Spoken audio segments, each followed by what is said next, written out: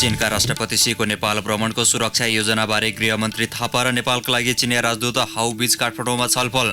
सूचना सङ्कलनका लागि 4वटै सुरक्षा निकायका 400 बढी अधिकारी परिचालन। टिकापुर घटना बारेको मुद्दा खारेज गर्ने सैद्धान्तिक सहमति भइसकेको नेकपा अध्यक्ष दाहालको भनाई। सरकार र पार्टीको कामको समीक्षा गर्दै अघि बढ्ने प्रतिबद्धता। पर्याप्त सामानको अभाव र खुद्रा मूल्य पसलकै हाराहारी मूल्यका कारण सरकारबाट सञ्चालित सुपथ मूल्य पसलहरू सुनसान। उपभोक्ताको गुनासो दशैं तिहार सुरक्षा योजना लागू। खाडी मुलुकबाट टाढै बस्न वैदेशिक शक्तिहरूलाई इरानी राष्ट्रपति हसन रुहानीको चेतावनी। शान्ति सुरक्षामा खतरा पुर्याएको आरोप। र डिफेन्डिङ च्याम्पियन्स नेपाल साफ अन्डर-18 फुटबल च्याम्पियनसिपमा भुटानसँग 3-0ले पराजित। एएफसी अन्डर-16 छनौट चरणको अन्तिम खेलमा श्रीलङ्कासँगको खेल जारी। नमस्कार, कान्तिपुर डायरीका साथमा साथी लक्ष्मी र म बासु। सुरु गरौं प्रमुख प्रसङ्गबाट। चीनका राष्ट्रपति सी जिनपिङको आसन्न नेपाल भ्रमणको सुरक्षा योजनाबारे काठमाडौँमा छलफल भएको छ। यही असोजको अन्तिम साता हुने भनिएको सीको नेपाल भ्रमण र सुरक्षा प्रबन्धबारे चिनिया राजदूत हाउ यान्छीले चासो राखेको केही मिनटपछि नै गृहमन्त्री रामबहादुर थापाले 4वटै सुरक्षा निकायका उच्च अधिकारीसँग सिंहदरबारमा छुट्टै छलफल गर्नुभएको छ। गृह मन्त्रालयमा भएको छलफलमा थापासँग राजदूत यान्छीले आफ्ना राष्ट्रपतिको भ्रमणका बेला नेपाल सरकारको सुरक्षा प्रबन्धबारे जानकारी लिनु भएको थियो।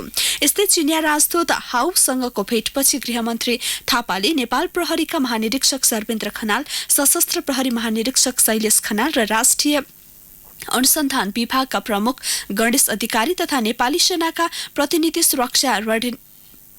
प्रतिनिधिसँग सुरक्षा रणनीतिबारे छलफल गर्नुभएको थियो। चीनका राष्ट्रपति सी असोज अन्तिम साता नेपालको औपचारिक भ्रमणमा आउने भनिए पनि सरकारले पनि मिति सार्वजनिक गरेको छैन। नेपाली सेना, नेपाल प्रहरी, सशस्त्र प्रहरी र राष्ट्रिय अनुसन्धान विभागका गुप्तचर इकाइ सक्रिय छन्। पहिलो चरणमा सूचना सङ्कलनका लागि मात्र गृहले 4वटै सुरक्षा निकायका गरी 400 बढी अधिकारी परिचालन गरेको छ। प्रारम्भिक छलफलमा सीको सुरक्षामा सेनाका अधिकृत तहका विशेष तालिम प्राप्त अधिकारी खटाउने, नेपाल प्रहरीले भेटघाट र बस्ने स्थानको सुरक्षा प्रबन्ध र स्कटिङ गर्ने, पुलेसा र अग्ला भवनहरूबाट सशस्त्र प्रहरीले पहरा दिने तथा पैदल गस्ती समेत गर्ने र राष्ट्रिय अनुसन्धान विभागले गुप्त सूचना सङ्कलन गर्ने गरी सुरक्षा योजनाको तयारी थालिएको गृह मन्त्रालयका एक अधिकारीले रेडियो कान्तिपुरलाई जानकारी दिए।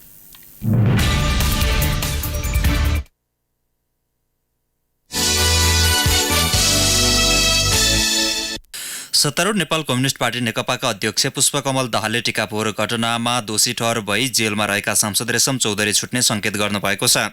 टिकापुर घटनालाई लिएर हालिएको मुद्दा खारेज गर्ने सैद्धान्तिक सहमति भइसकेको उहाँले बताउनुभयो।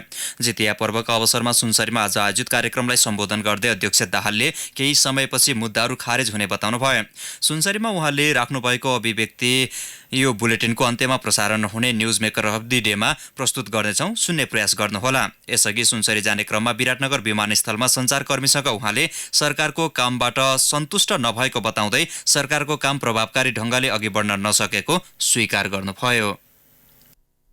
हामी निराश हुनुपर्ने स्थिति भइसक्यो भनेर केही मान्छेले भने जस्तो अवस्था होइन। त्यति हुँदाहुँदै पनि फेरि हामी पनि सन्तुष्ट छैनौँ। हामी लिडरसिपैहरू पनि जसरी काम अगाडि जानुपर्ने अझै गएको छैन भन्नेमा चिन्ताको साथ आफ्नै कामको समीक्षा गरेर आफ्नै कमीहरूलाई पनि हटाउने र कामलाई गति दिने, पार्टीलाई एकताबद्ध गर्ने, विकासको काममा गति दिने र सुशासनको प्रत्याभूत गराउने गरी अघि बढ्ने तयारी भइरहेको अध्यक्ष दाहालको भनाइ थियो। पार्टीलाई एकताबद्ध गर्ने, विकास निर्माणका कामलाई गति दिने, सुशासनलाई अहिलेसम्मको कामको समीक्षा, कहाँ कमी रहे, कहाँ कमजोरी रहे। हिजो मात्रै हाम्रो संसदीय दलको बैठक थियो। त्यो दलको बैठकमा प्रधानमन्त्रीजीले पनि मैले पनि हामीले अहिलेसम्मको कामको समीक्षा गर्ने, हाम्रा भएका कमीहरू कहाँ रहे, जुन कारणले गर्दा केही उच्छृङ्खल गतिविधि देखा पर्ने वातावरण कसरी बन्यो त्यसको समीक्षा गर्ने र आफूभित्रका कमीहरू सच्याउँदै अगाडि बढ्ने भन्ने नै हाम्रो निष्कर्ष हो। सदनमा भएका पार्टीहरूले समेत संविधान संशोधनको विषयलाई गम्भीर रूपमा लिएको अध्यक्ष दाहालको भनाइ थियो। दाहालले इन्डो पेसिफिक रणनीतिमा जाने भनेर कहिल्यै नभनेको दावी समेत गर्नुभयो। अब कान्तिपुर सविस्तार। कान्तिपुर सविस्तार। हरेक वर्ष जसो चाडपर्व नजिकै जाँदा सरकारले उपभोक्तामाथि सुपथ मूल्य पसल सञ्चालन गर्ने गर्छ। यो वर्ष पनि उपत्यका र उपत्यका बाहिर 73 वटा सुपथ मूल्य पसल सञ्चालनमा छन्। वाणिज्य मन्त्रालयको समन्वयमा साल ट्रेडिङ, खाद्य व्यवस्था तथा व्यापार कम्पनी र दुग्ध विकास संस्थाले करिब 2 हप्ता अघिबाट सुपथ मूल्य पसल सञ्चालनमा ल्याएका हुन्। तर उपभोक्ताको भीड भन्दा पनि ती पसलमा गुनासो बढी सुनिन्छ। वर्षको 11 महिना महँगी र अभावको चर्को मार खेप्दै आएका उपभोक्तालाई दशैं तिहार जस्ता चाडको 1 महिना सरकारले सुपथ मूल्य पसलको ललिपप देखाउने गरेको छ। थोरै रकम भए पनि सस्तोमा दैनिक उपभोग्य सामग्री पाइने अपेक्षा सहित पसल पुग्ने उपभोक्ता भने निराश बन्न बाध्य छन्। विष्णु तिमसिना टोखा नगरपालिका हो घर। सहुलियत भने अब पेपरमा अस्ति आएको थियो जुन त्यो भन्दा त फरक छ। हेर्नुहोस्, पेपरमा अस्ति आएको थियो जाने घिउको मूल्य 50 रुपियाँ कम्ती गर्ने भनेर दुग्ध विकास संस्थानले भनेको थियो। अहिले जतिको जति नै छ अधिराजभरि यही नै हो भन्छन्। मैले त 3 आइटम किने हो यहाँ अहिले। चिनीमा चाहिँ घटेको पाएँ। अब यो आटाको जुन साल ट्रेडिङको आटा छ त्यो 240 रुपियाँ अस्ति साउनमा थियो, अहिले 285 रुपियाँ छ। सहुलियत हो कि सहुलियत होइन त्यो मैले बुझ्न सकिनँ। भदौ 23 गतेदेखि सिंहदरबार अगाडि रहेको नेशनल ट्रेडिङको कार्यालयमा रहेको सुपथ मूल्य पसलमा चलफल कम हुनुले सरकारी तहबाट खोलेका सुपथ मूल्य पसलको विश्वसनीयतामाथि नै प्रश्न उठाएको छ। फाटोफुट्टा मात्र झुल्किने उपभोक्ताको गुनासोले पनि यसको निरन्तरतामाथि प्रश्न उठाइरहेको छ। सुपथ मूल्य भएर पनि पर्याप्त सामान नहुनुले उपभोक्ता ती पसलतर्फ आकर्षित नभएको प्रश्न हुन्छ। वाणिज्य मन्त्रालयको समन्वयमा साल ट्रेडिङ, खाद्य व्यवस्था तथा व्यापार कम्पनी र दुग्ध विकास संस्थाले देशैभरि 73 वटा स्थानमा सुपथ मूल्य पसल र काठमाडौँमा 3 वटा घुम्ती पसल सञ्चालनमा ल्याएका छन्। तर सबै पक्षले साथ सहयोग गरेको भान भने हुँदैन। उपभोक्ता हित संरक्षण मञ्चका अध्यक्ष ज्योति बानिया सरकारको उपस्थिति देखाउन राखिएका पसलहरू हुन्। यो नाटक हो, वास्तवमा यो त सरकारी नाटक हो भन्ने गरेको छ। अब हामी संघीय संरचना गइसके पछाडि यो काम चाहिँ स्थानीय सरकारको हो। संघीय सरकारले छुनै नहुने काम, स्थानीय बजार व्यवस्थापन गर्ने काम भनेको यो स्थानीय तहको हो। स्थानीय तहलाई सबै डिभिजन गर्नुपर्नेमा केन्द्रीय सरकार आफैले गर्यो। त्यस हुनाले यसलाई कानुनले पनि चिन्दैन। यो वास्तवमा यो अहिले हामीले जुन अवलम्बन गरेको पद्धतिले चिन्दै चिन्दैन। नम्बर 1। नम्बर 2, कसलाई पसल खोलियो भन्दाखेरि केही खुद्रा पसलेलाई सस्तो दरमा बिक्री गर्नलाई पसल खोलियो। अहिले जति छुट पाछ आम नागरिकले होइन, छुट खुद्रा पसलेले बगी खानाबाट किनेर लिएर गएर अनामनगरमा बेच्ने जुन मान्छे हुन्छ त्यसलाई मात्रै भाव। नेपाल खुद्रा व्यापार संघले पनि सरकारी यो प्रयासमा हातेमालो गरेको पाइँदैन। हुन पनि व्यापार संघले आइतबार मात्र सार्वजनिक गरेको खुद्रा बजार मूल्य र बढ्दो तामझामका साथ सरकारका मन्त्रीबाट उद्घाटन भएको सुपथ मूल्य पसलमा टाँसीको सामानको मूल्यमा खासै फरक भेटिँदैन। सीमित संख्यामा मात्र सञ्चालन भएका सुपथ मूल्य पसलले उपभोक्ताको समस्या समाधान गर्नुभन्दा हुने खाने व्यापारीलाई पोस्ने काम मात्र गरेको संघको आरोप छ। संघका अध्यक्ष राजकुमार श्रेष्ठले सरकारले सञ्चालन गरेको सुपथ मूल्य पसलले उपभोक्ताको आवश्यकता पूरा नगर्ने भन्दै खुद्रा व्यापारी संघको सहकार्य तोड्ने काम मात्र गरेको आरोप लगाउँछन्। नेपाल अधिराज्यमा 73 वटा पसल सुपथ मूल्य पसल खोलेर त अधिराज्यभरि त यो सबै उपभोक्ताले त स्वरूप सुलभ तरकारी पाउँदैन भन्ने हामीले गुनासो गरेको थियौँ। रिक्वेस्ट गर्दै पनि उहाँहरूले हामीलाई अब त्यो अपर्च्युनिटीबाट वञ्चित गर्नुभयो। तर हामीलाई वञ्चित गरेको मात्र होइन कि सम्पूर्ण उपभोक्तालाई, अरू उपभोक्तालाई मात्रै गर्यो, जसले सानो उपभोक्ताहरूले त्यो सेवाबाट वञ्चित हुनुभयो। यता वाणिज्य आपूर्ति तथा उपभोक्ता संरक्षण विभाग अनुगमन शाखा अधिकृत बाबुराम अधिकारी पनि खुद्रा व्यापार संघका अध्यक्ष श्रेष्ठको कुरामा सहमत देखिन्छन्। बजारको अनुगमनको सिलसिलामा चाहिँ हामीले मूल्य सूचीलाई पहिलो प्राथमिकता दिइरहेका छौँ होइन। उपभोक्ताहरूलाई देखिने ठाउँमा चाहिँ मूल्यको सूची टाँच्नु पर्ने या एमआरपी भएको सामानको त तिनीहरू छँदै छ।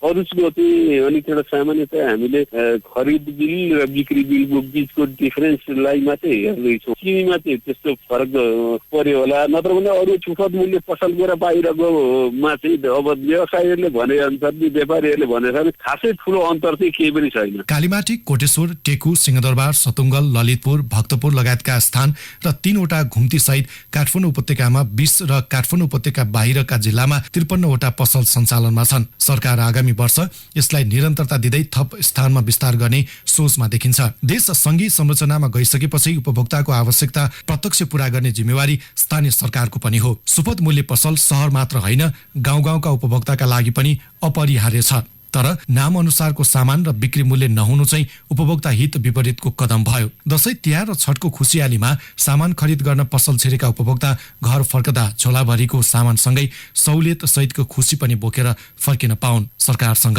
कामना। रेडियो कान्तिपुरका लागि सन्तोष गन्धर्व। कान्तिपुर डायरीमा अब ब्रेकको पालो। अब बाँकी प्रसङ्ग। नजिकिएको दशैं तिहार र छठ लगायतका चाडपर्वलाई लक्षित गर्दै संघीय राजधानीमा हुने विभिन्न अपराध नियन्त्रण गर्न महानगरीय प्रहरी परिसर काठमाडौँले आजबाट लागू हुने गरी विशेष सुरक्षा योजना सार्वजनिक गरेको छ। दशैंमा सुरक्षाका लागि प्रहरीको control response van CRV, quick response team QRT र साइकलमा समेत प्रहरी परिचालन गर्नेछ। 83 जनाको मोटरसाइकल गस्ती, 35 वटा साइकल गस्ती र 46 वटा मोटर गस्तीका साथै विभिन्न स्थानमा सुरक्षा पोस्ट खडा गरिएको छ। 11 स्थानमा प्रहरी सहायता कक्ष समेत खडा गरिएको छ। यस्तै 67 ठाउँमा स्थायी तथा 57 स्थानमा अस्थायी पिकेटको व्यवस्था गरिएको छ। काठमाडौँमा हुने आपराधिक गतिविधिबारे जानकारी लिन सादा पोसाकमा 70 जना प्रहरी परिचालन गरिनेछ। यस्तै काठमाडौँभित्र आउने र बाहिरिने नाकामा विशेष तालिम प्राप्त कुकुर समेत परिचालन हुने प्रहरीले जानकारी दिएको छ। प्रहरीले चाडबाडको समयमा घर तथा कोठा खाली गरेर नजान वा जानै पर्ने भए नजिकैको छिमेकी तथा प्रहरीलाई समेत जानकारी दिन अनुरोध गरेको छ। प्रमुख प्रतिपक्ष नेपाली कांग्रेसको नाराबाजीका बीच प्रदेश 1 को प्रदेशसभामा मनमोहन प्राविधिक विश्वविद्यालय सम्बन्धमा व्यवस्था गर्न बनेको विधेयक 2076 को प्रतिवेदन पेश भएको छ। बैठक सुरु भए लगत्तै कांग्रेस सदस्यहरू बेल घेराउ गरेका थिए। नाराबाजीकै बीच सामाजिक विकास समितिका सभापति सरिता थापाले विधेयकको प्रतिवेदन प्रस्तुत गर्नु भएको हो। विधेयकका कतिपय बुँदामा संशोधन आवश्यक भएको भन्दै प्रतिवेदन स्थगनको माग कांग्रेसले गरेको थियो। मुलुकमा गैंडाको संख्या बढे पनि अवस्था अझै खतरामुक्त भने भइ नसकेको सरकारवालाले बताएका छन्। नेपालको अन्तर्राष्ट्रिय पहिचानसँगै जोडिएको गैंडाको अवस्था संवेदनशील नै रहेको उनीहरूको भनाइ छ। गैंडा संरक्षण अझै पनि चुनौतीपूर्ण बन्नुको मुख्य कारण वासस्थान विनाशलाई मानिएको छ। नेपाल र भारतका केही संरक्षित क्षेत्रमा सीमित गैंडाको दीर्घकालीन अस्तित्व खतरामा रहेको संरक्षणकर्मी बताउँछन्। वन विनाश तथा वासस्थानमा आएको कमी, सिमसार क्षेत्र प्रदूषण गैंडाको संरक्षणका लागि चुनौती मानिएको छ। 4वटा संरक्षित क्षेत्रहरू चितवन, बर्दिया, सोक्लाफाटा तथा पर्सा, निकुञ्ज र ती आसपासका वन क्षेत्रहरूमा 645 को संख्यामा गैंडाहरू संरक्षित छन्। गैंडा संरक्षणप्रति जनचेतना जगाउने उद्देश्यसहित आज विश्व गैंडा दिवस मनाइएको छ। त्रिभुवन विश्वविद्यालयको वन विज्ञान अध्ययन केन्द्र पोखरा क्याम्पसका उपप्राध्यापक सुमन भट्टराई गैंडाको अवस्थाबारे यसो भन्नुहुन्छ। हालको अवस्थासम्म आइपुग्दाखेरि देशको स्रोत साधनलाई हेर्दाखेरि हामीले जुन उपलब्धि हासिल गरिरहेका छौँ त्यसलाई सकारात्मक रूपमा लिनुपर्छ भन्छु म। यद्यपि सकारात्मक भनिरहँदाखेरि चुनौती नभएका होइनन्। वन्यजन संरक्षण भन्ने कुरा आफैमा एउटा चुनौतीबाट सिर्जित शब्द हो संरक्षण। त्यही कारणले गर्दा चाहिँ अहिले हाम्रो देश एक त गरिब छ, त्यो सँगै यसबाट संरक्षणप्रति हामीले लगानी गर्ने खर्चको त्यो बजेटको त्यो अंश छ त्यो ज्यादै न्यून छ, जसले गर्दा अनुसन्धानमा हामी खर्च गर्न सकिरहेका छैनौँ। जबसम्म अनुसन्धानमा हामी खर्च गर्न सकिरहेका हुँदैनौँ तबसम्म चाहिँ हामीले त्यसको केन्द्रबिन्दुमा रहेको अवस्था के हो भन्ने पत्ता लगाउन सक्दैनौँ, जसले गर्दाखेरि चाहिँ समग्र संरक्षणमा कसै ढुङ्गा साबित हुने गरी चाहिँ संरक्षण गर्न सक्दैनौँ। गृहमन्त्री रामबहादुर थापाले नीति निर्माताले सही ढंगले विकासका योजना निर्माण गर्न नसकेकाले ट्राफिक जामको समस्या भएको बताउनु भएको छ। महानगरीय ट्राफिक महाशाखाले आज काठमाडौँमा आयोजना गरेको ट्राफिक स्वयंसेवक परिचालन शुभारम्भ कार्यक्रममा उहाँले बढ्दो शहरीकरणसँगै उपत्यकामा देखिएको ट्राफिक जामको समस्यालाई हल गर्न विकासको नीतिलाई सच्याउनु पर्ने बताउनुभयो। ट्राफिक सम्बन्धी विषयलाई विकासको योजनासँग जोडेर हेर्नु जरुरी रहेको बताउँदै गृहमन्त्री थापाले विकासका नीति निर्माता र योजनाकारहरूलाई त्यस दिशामा सोच्न पनि आग्रह गर्नुभयो।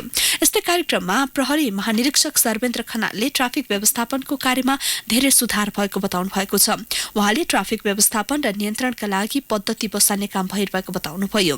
यसैबीच संघीय राजधानीमा बढ्दो ट्राफिक जामलाई न्यूनीकरण गर्न ट्राफिक प्रहरीले नयाँ अभियानको शुरूआत गरेको छ। बढ्दो सवारी साधनको संख्या सीमित, सड़क र प्रविधिको अभावका कारण ट्राफिक प्रहरीको एक्लो प्रयासले मात्रै ट्राफिक व्यवस्थापन गर्न असहज हुन थालेपछि महाशाखाले ट्राफिक स्वयंसेवक परिचालन अभियान शुरू गरेको हो। पर्यटक भिसाको दुरुपयोग गर्ने 11 विदेशीलाई गृह मन्त्रालयले जनै 50,000 रुपियाँका दरले जरिवाना गरेको छ। 3 अमेरिकी र 1 चिनिया सहित 11 विदेशी नागरिकले पर्यटक भिसामा आएर विभिन्न आयोजना तथा गैर सरकारी संस्थामा काम गरेको भेटिएपछि अध्यागमन कानून अनुसार जरिवाना गरिएको मन्त्रालयले जनाएको छ। गृहले वर्किङ भिसा प्रक्रियामा जान निर्देशन समेत दिएको छ। कारबाहीमा परेका विदेशी मध्ये अमेरिकी सहयोग नियोग, USAID परियोजनाका 3, अन्य अन्तर्राष्ट्रिय गैर सरकारी संस्थाका 3, 9 हाइड्रो पावरका 4 र नेपाल विद्युत प्राधिकरण अन्तर्गत आयोजनाका 1 चिनिया नागरिक छन्। गृह सचिव प्रेम कुमार राईले सचिव स्तरीय निर्णय गरी पर्यटक भिसा दुरुपयोग गर्ने विदेशीसँग जरिवाना असुलीका लागि अध्यागमन विभागमा पठाउनु भएको थियो। पर्यटक भिसामा आएका विदेशीले 15 दिनको $30 अमेरिकी, 30 दिनको $50 र 90 दिनको $125 शुल्क तिर्नुपर्छ। पर्यटक भिसाको अवधि थप्न प्रतिदिन $3 अमेरिकी का दरले शुल्क बुझाउनु पर्ने व्यवस्था छ। पर्यटक भिसामा आएर काम गर्ने अरू पनि हुन सक्ने आशंकामा छानबिन गरी कारबाही गर्न पनि गृह मन्त्रालयले अध्यागमन विभागलाई निर्देशन दिएको छ। कांग्रेसको युवा संगठन तरुण दलबाट निष्कासनमा परेका तत्कालीन महासचिव भूपेन्द्र जङ शाही खेमाले काठमाडौँमा आज भ्रष्टाचार विरुद्ध विरोध प्रदर्शन गरेको छ। पार्टी विरुद्ध गतिविधिमा संलग्न रहेको भन्दै केही दिनअघि अध्यक्ष जितजङ बस्नेतले महासचिव सहित दलको साधारण सदस्यता समेत नरहने गरी शाहीलाई निष्कासन गरेको घोषणा गर्नुभएको थियो। पार्टीका शीर्ष नेताको सहमतिमा आफू महासचिव भएकाले अध्यक्षले निकाल्न नसक्ने भन्दै शाहीले आफू महासचिवकै हैसियतमा रहेको दावी गर्दै आउनु भएको छ। दलको महासचिवकै नेतृत्वमा विरोध प्रदर्शन भएको बताउँदै शाहीले सरकारबाट व्हाइट बडी काण्ड, सुनकाण्ड र बालुवाटार जग्गा प्रकरणका दोषीलाई संरक्षण गर्ने काम भइरहेको दावी गर्नुभयो। अब केही समाचार संक्षेपमा। क्षतिपूर्ति र मुआवजा माग गर्दै सुनसरी, उदयपुर र सप्तरीका कोशी पीडितहरूले कोशी ब्यारेजमा रिले अनसन बस्दै आएको 5 साता कटेको छ। पीडितहरू कोशी नदी कटान डुबान पीडित संघर्ष समिति गठन गरेर नेपाल र भारत सरकारको ध्यानाकर्षण गराउन ब्यारेजमा रिले अनसन बसेका हुन्। कांग्रेस केन्द्रीय कार्यसमितिको बैठक आगामी शुक्रबार असोज 10 गतेका लागि बोलाइएको छ। नेभी संघ लगायत भातृ संस्थाहरूको अधिवेशन गर्ने विषयमा छलफल गर्न बैठक बोलाइएको कांग्रेसले जनाएको छ। दशैंका लागि टिकट बुकिङ खुला भएको छ। काठमाडौँको गौशाला, नयाँ बसपार्क, चाबैल, कोटेश्वर, बल्खु, कलङ्की, नागढुङ्गा लगायतका स्थानमा काठमाडौँ उपत्यका बाहिर जान अग्रिम टिकट खोलिएको हो। म्याग्दीको बेनी नगरपालिका 2 बगरफाँट स्थित कोटखोलामा लगातारको वर्षासँगै आएको बाढीले बगाउँदा 7 वर्षीय अनुष्का र 10 वर्षीय प्रवीणा परियार बेपत्ता भएका छन्। र भोजपुरबाट हतियार सहित प्रतिबन्धित नेत्रविक्रम चन्द समूहका जिल्ला सेक्रेटरी 42 वर्षीय बम बहादुर बेस्टरलाई प्रहरीले 1 थान इटालियन अटोमेटिक पिस्तोल, सोमा लाग्ने 6 राउन्ड गोली र ग्रेनेड 1 थान सहित पक्राउ गरेको छ। कान्तिपुर डायरीमा अब धनकुटा डायरीको पालो। धनकुटा डायरीमा विनोद घिमिरेको नमस्कार। जलवायु परिवर्तनबाट पारिस्थितिक पद्धति तथा जीवनयापनमा पर्दै गएको नकारात्मक असर न्यूनीकरण र सन्तुलनका लागि धनकुटा नगरपालिकामा जलवायु अनुकूलन नमुना गाउँ नामक परियोजना सुरु गरिएको छ। युएनडीपी र धनकुटा नगरपालिकाको साझेदारीमा नगरभित्रका 1, 2, 3 र 10 नम्बर वडाका करिब 500 घरधुरीलाई समेटेर यस्तो कार्यक्रम सुरु गरिएको हो। प्रारम्भिक चरणमा सिँचाइ सुविधाका लागि प्लास्टिक पोखरी निर्माण, तरकारी खेतीका लागि टनेल, गोठ सुधार तथा अर्ग्यानिक उत्पादनका लागि प्रोत्साहित गरिएको धनकुटा नगरपालिकाका प्रमुख चिन्तन तामाङले बताउनुभयो। धनकुटामा 1 अर्ब 15 करोड रुपियाँ वार्षिक उत्पादन क्षमताका 537 नयाँ उद्योग थपिएका छन्। थपिएका लघु, घरेलु र साना उद्योगमा 18 करोड 49 लाख रुपियाँ लगानी छ। यी उद्योगको कुल लगानी मध्ये करिब 10 करोड स्थिर तथा 8 करोड 53 लाख रुपियाँ चालु पुँजी रहेको घरेलु कार्यालय धनकुटाका प्रमुख दिनेश ढुङ्गानाले जानकारी दिनुभयो। धनकुटाका 3 नगरपालिका र 4वटा गाउँपालिकाका सबै 60वटै वडाबाट कर सङ्कलन सुरु गरिएको छ। स्थानीय सरकार गठन भएको 4 वर्षपछि मात्रै वडा कार्यालयबाट सम्पत्ति कर, घर बहाल, मालपोत, भूमि, व्यवसाय कर र अन्य किसिमका सेवा र सिफारिस शुल्क लिन थालिएको हो। कर्मचारीलाई तालिम र आवश्यक सफ्टवेयरको काम सकेर वडा कार्यालयबाटै सेवा प्रदान गर्न थालिएपछि स्थानीय नागरिकले राजस्व बुझाउनकै लागि गाउँ र नगरका केन्द्रसम्म धाउनुपर्ने बाध्यताको अन्त्य भएको छ। रेडियो नेपाल दिपायल प्रसारण केन्द्रमा कार्यरत सञ्चारकर्मीहरूलाई बिना जानकारी सेवाबाट हटाएको विरोधमा धनकुटाका सञ्चारकर्मीले रेडियो नेपाल प्रादेशिक प्रसारण केन्द्र धनकुटामा आज बिहान 1 घण्टा धरना दिएका छन्। पत्रकार महासंघ धनकुटा शाखामा आबद्ध पत्रकारहरूले सेवाबाट हटाइएका सञ्चारकर्मीहरूको पुनर्बहालीको माग गर्दै आज बिहान 10 बजेदेखि 1 घण्टा रेडियो नेपालको प्रादेशिक प्रसारण केन्द्र धनकुटामा धरना दिएका हुन्। हवस् त, धनकुटा डायरी आजलाई यति नै। विनोद घिमिरे बिदा चाहन्छु। नमस्कार। धनकुटा डायरी पछि कान्तिपुर डायरीमा पुनः ब्रेकको पालो। अब आर्थिक प्रसङ्ग प्रदेश 5 को रूपन्देही तथा पश्चिम नवलपरासी र गण्डकी प्रदेशको पूर्वी नवलपरासीमा सञ्चालित उद्योगलाई पर्याप्त विद्युत आपूर्ति गर्न प्रसारण लाइन र सब स्टेशनको निर्माण धमाधम भइरहेको छ। आगामी दिनमा खुल्ने उद्योगलाई समेत ध्यानमा राखेर प्रसारण लाइन र सब स्टेशनको काम भइरहेको हो। बुटोल लुम्बिनी 132 केबी प्रसारण लाइन र मैनहिया 132-33-11 केबी सब स्टेशन आयोजनाको समग्र भौतिक प्रगति करिब 45% छ। रूपन्देहीको योगीकुटी सब स्टेशनबाट सुरु भई मैनहिया पुग्ने प्रसारण लाइनको लम्बाइ 18 किलोमिटर छ। 2 किलोमिटर भूमिगत सहित प्रसारण लाइन आयोजनाले 57 टावर निर्माण गर्नुपर्नेछ। भइरह क्षेत्रमा रहेका उद्योग र आम उपभोक्तालाई गुणस्तरीय विश्वसनीय विद्युत आपूर्ति गर्न, चुहावट घटाउन, प्रसारण क्षमता सुदृढ बनाउन यो आयोजनाको निर्माणको काम भइरहेको विद्युत प्राधिकरणले जनाएको छ। साताको पहिलो दिन आज नेपाल स्टक एक्सचेन्जमा आबद्ध कम्पनीहरूको कारोबार मापक नेप्से परिसूचक आज दोहोरो अङ्कले घटेको छ। नेप्से 16.05 अङ्कले घटेर 1139.25 अङ्कमा पुगेको छ।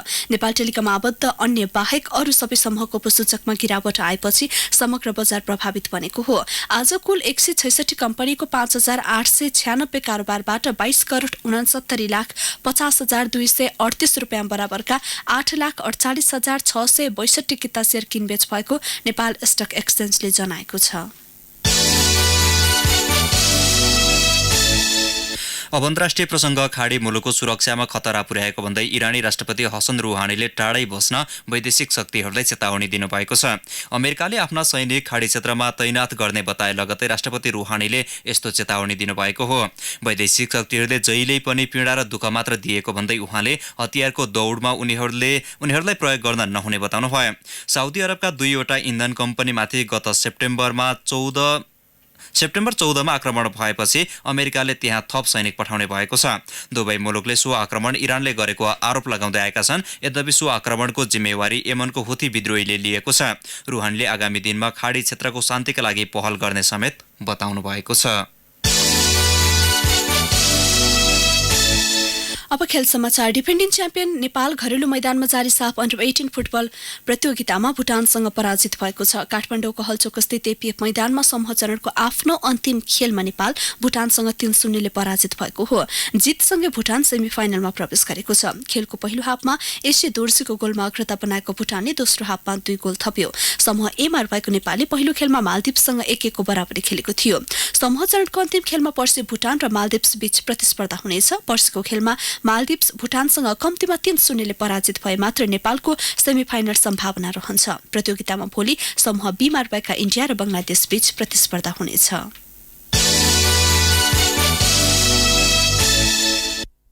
आगामी वर्ष हुने एएफसी अन्डर-16 छनौट चरणको अन्तिम खेलमा नेपालले अहिले श्रीलङ्कासँग प्रतिस्पर्धा गरिरहेको छ। जोर्डनको जार्का स्थित प्रिन्स मोहम्मद स्टेडियममा खेलको दोस्रो हाफ जारी रहँदा नेपालले 2-0 ले अग्रता लिएको छ। खेलको 36औं मिनेटमा मोहित गुरुङको गोलमा नेपालले बनाएको अग्रता 64औं मिनेटमा अनिल चौलागाईले दोब्बर पारे। समूह चरणबाटै बाहिरिसकेका दुवै टोली प्रतियोगितामा सुखद अन्त्य गर्न चाहन्छन्। समूह एमा रहेको नेपालले पहिलो खेलमा आयोजक जोर्डन र तेस्रो खेलमा ताजिकिस्तानसँग समान 7-0 को लज्जास्पद हार भोगेको थियो। दोस्रो खेलमा भने कुवेतलाई 1-1 को बराबरीमा रोकेको थियो। आजै राति 11:15 बजे हुने ताजिकिस्तान र जोर्डन बीचको खेलले समूह विजेता र उपविजेताको टुङ्गो लगाउनेछ। जाँदा जाँदै news maker of the day. The news maker of the day. सत्तारूढ नेपाल कम्युनिस्ट पार्टी नेकपाका अध्यक्ष पुष्पकमल दाहालले टिकापुर घटनामा दोषी ठहर भई जेलमा रहेका सांसद रेशम चौधरी छुट्ने संकेत गर्नु भएको छ। टिकापुर घटनालाई लिएर हालिएको झुट्टा मुद्दा खारेज गर्ने सैद्धान्तिक सहमति भइसकेको उहाँले बताउनुभयो।